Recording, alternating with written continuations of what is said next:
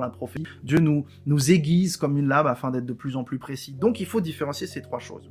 Je ferme ma parenthèse. Ce qui est assez intéressant, c'est que ce faux prophète-là, il est dit qu'il viendra comme un agneau. On voit ça dans Apocalypse 13, verset 11, qu'il viendra comme un agneau, mais qu'il parle comme un dragon. Ça veut dire qu'il vient d'une certaine manière en toute douceur, des paroles persuasives, qui susciteront peut-être la sympathie, la bonne volonté de son public.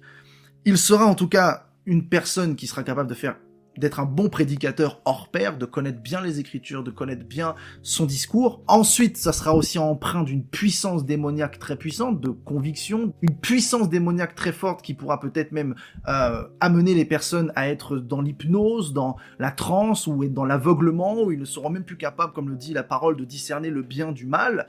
Et ça, c'est quelque chose de très séducteur. C'est un message qui séduira fortement les foules.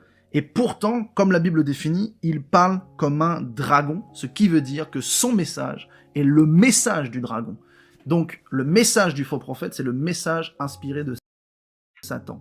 Et ça, il faut en faire très attention. Et Satan est identifié comme étant le dragon ancien dans Apocalypse chapitre 12, verset 9. Donc, on comprend la mission du faux prophète qui est de forcer l'humanité à adorer l'antéchrist, et il sera revêtu de toute l'autorité de l'antéchrist pour le faire, et donc son pouvoir viendra aussi de Satan. Donc là, on comprend que le faux prophète, il est un peu un intermédiaire avec le peuple, et son objectif, c'est d'amener le peuple à aller vers l'antéchrist, à adorer l'antéchrist, à adorer Satan, etc., etc., et qu'il séduira ce peuple-là avec tout un tas de méthodes, de prodiges, de miracles, de prédications mensongères, etc., etc., dans un gouvernement qui aura littéralement et complètement changé. Et c'est là où j'en viens à quelque chose d'important. Je pense que vous devez le savoir. C'est la Bible qui le prophétise, mais c'est quelque chose dont on parle depuis un moment. Les gouvernements actuels de ces nations, à un moment donné, vont tomber dans un chaos total. Les nations vont être dans un chaos total. Et l'antéchrist, l'impie,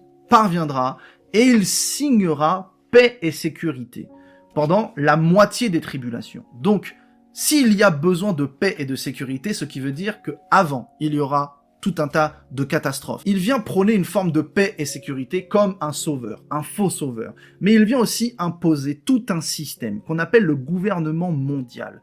Actuellement, les élites des nations, qu'on appelle Illuminati, francs-maçons ou tout ce que vous voulez, peu importe. Les élites des nations se réunissent, ont des plans économiques, des stratégies occultes et tout ce que vous voulez, afin de faire tomber le système, afin de gouverner sur les peuples, de les assujettir, de les faire vivre dans la crainte et dans la peur, avec le couteau sous la gorge de différentes manières.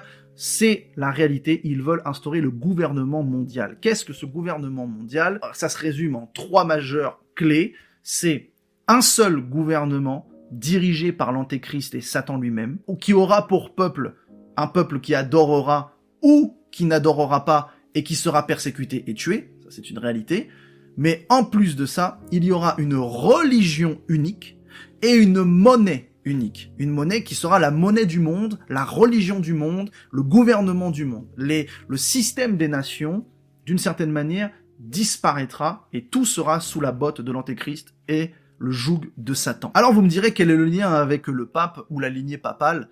Eh bien, tout simplement, je vais